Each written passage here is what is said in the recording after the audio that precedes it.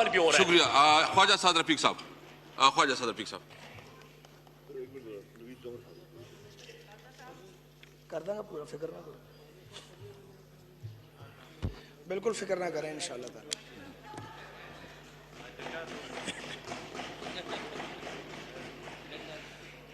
बिस्मिल्लाहिर्रहमानिर्रहीम। जनाब स्पीकर, मैं एक बार फिर आपका और इस मुअज़्ज़ज़ ऐवान का शुक्रगुज़ार हूँ कि बेपनाह दबाव के बावजूद आपने मुझे इस ईवान में N131 की नुमाइंदगी का हक अदा करने का मौका फराहम किया है। जनाब स्पीकर, जब आदमी जेल में होता है तो उसके पास सोचने समझने के लिए काफ़ी वक्त होता है। आम हालात में हम जितने लोग हैं पॉलिटिकल, हमारे पास खाना खाने का वक्त भी नहीं होता। सियासी मसाइल, अवामी मसाइल, तो वो एक है ना जी, एक मिसरा के गोशे में कफस के मुझे आराम बहुत है। मुझे जनाब स्पीकर 12 साल के बाद ब्रेक मिली है जेल की, तो मैं उस ब्रेक को इनडीड इंजॉय कर रहा हूँ। सोता भी हूँ, खाना भी टाइम पे खाता हूँ, नमाज भी टाइम पे पढ़ लेते हैं, वरना आगे पीछे हो जाता था।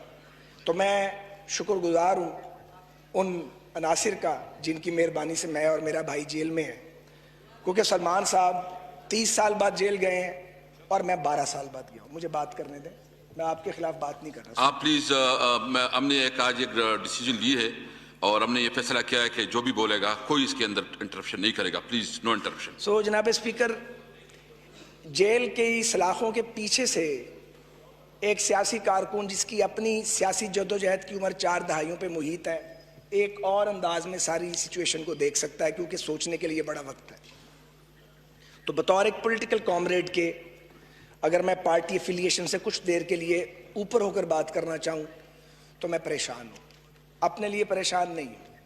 मैंने नैब वालों को कहा है कि रेफरेंस ज़रूर बनाओ, क्योंकि जितना आपने और आपके सरपरस्तों ने हमें बदनाम किया है, अब ज़रूरी है कि रेफरेंस बने, ताकि कोर्ट ऑफ लॉ में इसका फैसला हो कि हमने कुछ गलत किया था या कुछ गलत नहीं किया। पर जो आज की बात है जिस पे मैं बात करना चाहता हूँ जनाब स्पीकर, वो है पार्लिमानी अपोजिशन का, मुत्तहिदा अपोजिशन का क़याम। गुजारिश ये है कि मैं भी उसका हिस्सा हूँ, उस मीटिंग में भी बैठा था, जो बातें हुई हैं हमने एक दूसरे के साथ की हैं। तो ये क्या पार्लिमानी रवायत नहीं है? क्या पहली बार अपोजिशन मुत्तहिद हुई है?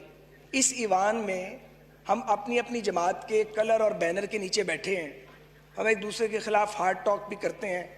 जब इमेच्योर होते हैं तो एक दूसरे के खिलाफ वो बातें करते हैं जिनका वजूद नहीं होता, एक को 100 से ज़रब देते हैं। ये बारी बारी हम सब ने किया है, हमने भी किया है, हमारे साथ वालों ने भी किया, अब आप कर रहे हैं। आना आपने भी वहीं है जहाँ हम खड़े हो गए हैं, 2 पार्टीज आके। टाइम ज़्यादा नहीं आपको लगेगा, चंद महीनों की बात है। तो गुजारिश ये है कि मेरी इस्तदा ये है कि अपोजिशन के इत्तेहाद को आप अपने लिए ख़तरा ना समझें, ये आपके लिए नेक फ़ाल है। ये अपोजिशन एक मैच्योर्ड अपोजिशन है, और ईवान की इस तरफ जो जमातें बैठी हैं उन्होंने बरसों के तजर्बात से गलतियाँ भी बहुत की हैं, सीखा भी बहुत है, लर्न बहुत किया है।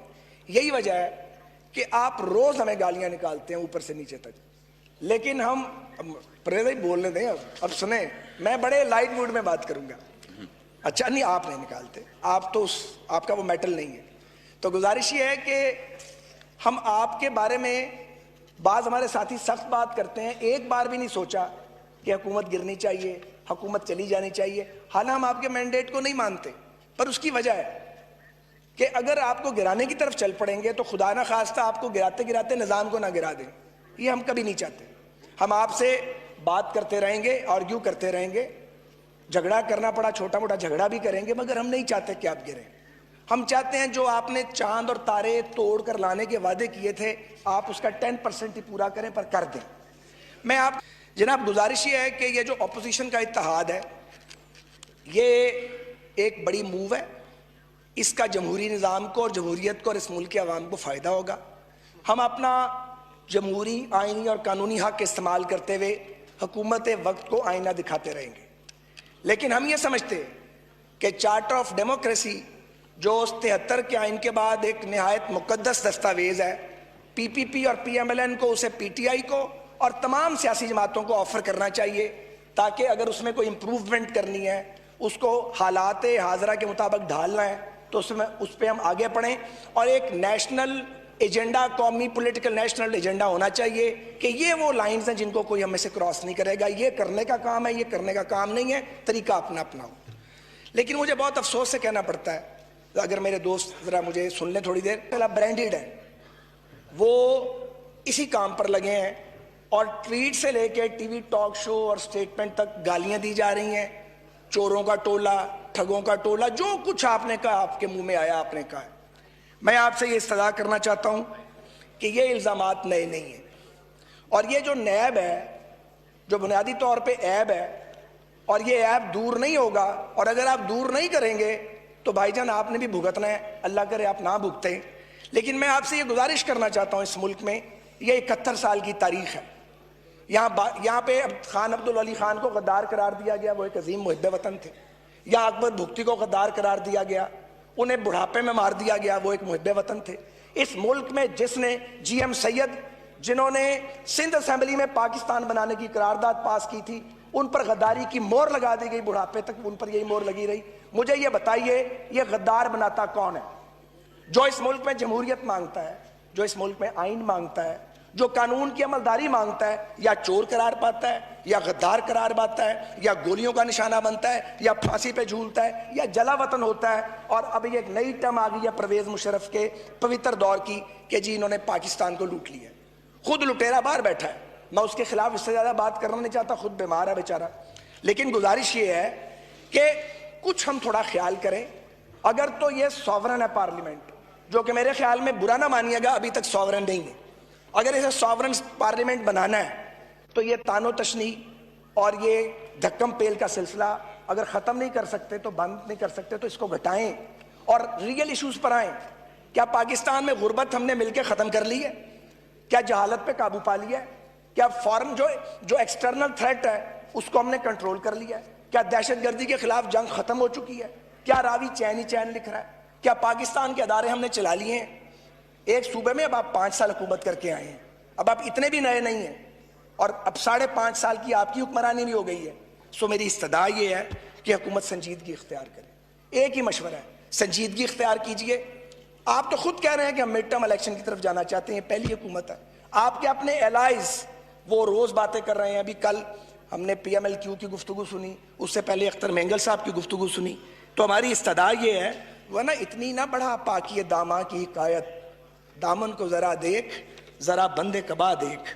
मुझे आखिर में सिर्फ ये गुजारिश करनी है, यहाँ कहा गया जरदारी साहब के खिलाफ बातें, गलत बात की गई थी, घसीटने वाली बात नहीं करनी चाहिए थी। एक बार मैंने गलती से मुशर्रफ साहब के खिलाफ, मैं उनके खिलाफ लड़ा हूँ, मैंने उन्हें कहा कि मर्द का बच्चा, मुझे नहीं कहना चाहिए था, मैंने टीवी पे कहा कि मैंने ये मेरे मुंह से स्लिप ऑफ टंग था, हो जाता है, नहीं करना चाहिए। आप शेख रशीद साहब के बारे में जो फरमाते रहे हैं रिकॉर्ड का हिस्सा है, चौधरी साहबान के बारे में फरमाते रहे रिकॉर्ड का हिस्सा है। लेकिन आपकी भी सियासी ज़रूरत है, सियासत में एक दूसरे की ज़रूरत पड़ती है। गलतियां भी की हैं, कुछ सच भी कहा है, बहुत सा सच हम लोगों ने नहीं भी कहा, हम सारे इसका हिस्सा है। तो ये तानाबाजी बंद कीजिए, मुल्क लर्ज रहा है आपके हाथों में, बुरा ना मानिएगा। आपसे इकोनॉमी, आप कहते हैं कि हमें बदतरीन इकोनॉमी मिली है, हो सकता है। किसने मशवरा दिया था उन लोगों को जिन्होंने नवाज शरीफ को अननेचुरल तरीके से निकाला कि निकाल दो?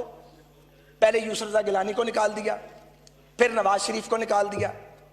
ये कोई तरीका है वज़ीर आज़म को निकाल दिया जाए? कहीं फुल स्टॉप लगना या नहीं लगना? हम आपको ये गुजारिश करना चाह रहे हैं कि कैसे फुल स्टॉप लगाना है, आए मिलकर उस पर बात करें, आए मिलकर बैठकर उस पर बात करें। और ये जो हर वक्त की धक्कम पेल है, आखिरी बात, आपके पास दोस्त आपके दोस्त नहीं है, आपके पास वज़रा, हमारे भी पास साथी काम करते थे, हमारे भी पास साथी काम करते थे। मैं कोशिश कर रहा हूं कि मैं ऑनेस्ट रहूं। आपके पास साथी और बात जो आपके साथी नहीं है, जो आपके टिकट पे वोट लेके आते हैं, अपने पल्ले कोई वोट नहीं है, वो आपकी लड़ाई करा रहे हैं हमारे साथ। जो पहले जरदारी साहब के तर्जमान थे, उससे पहले फिर मुशर्रफ साहब के भी तर्जमान बन गए, अब आपके तर्जमान है जी, चौधरी साहबान के भी तर्जमान रहे, अब वो आपकी तर्जमानी करते हैं। आपके साथ परवेज खटक जैसे सीनियर एलिमेंट भी मौजूद है, शाह महमूद कुरैशी जैसे लोग भी मौजूद हैं। इनकी बात सुन लें, मेहरबानी करें। ये तानो तशनी आपको लेके कहीं नहीं जाएगी, क्योंकि हुकूमत अल्टीमेटली आप ही हैं, फिलहाल आप रूल कर रहे हैं। और इधर जो जमातें बैठी हैं, ये 2-2 साल इनकी उम्र नहीं है, ये तजर्बाकार सियासी जमातें हैं। इनसे इस तरह हैंडल आप नहीं कर पाएंगे। आपके पास कोई बड़ी मेजॉरिटी भी नहीं है, आपको हम एम्बेरस भी नहीं करना चाहते। ये ना हो आपको एम्बेरस करते करते डेमोक्रेसी को एम्बेरस करें। इन बातों पे सोचें। आखिरी बात और ख़त्म कर दूंगा, मैं जनाब वज़ीर आज़म को ये मशवरा देता हूँ, जिनसे मैं बहुत नाराज़ हूँ, कभी बड़ी मोहब्बत थी उनसे, बहुत नाराज़ हूँ, बिल्कुल डंके की चोट पे कह रहा हूँ, लेकिन मशवरा ठीक दूंगा कि वो अपने मुखलिस दोस्तों को बिठाएं, सोच सर्चिंग करें, जहाँ ठीक है, जहाँ गलती कर रहे हैं सोचें कैसे ठीक करना है। अब कंटेनर से वापस आइए, अब आप 5 माह की हुकूमत कर चुके हैं। बहुत जनाब परवेज़ खटक साहब।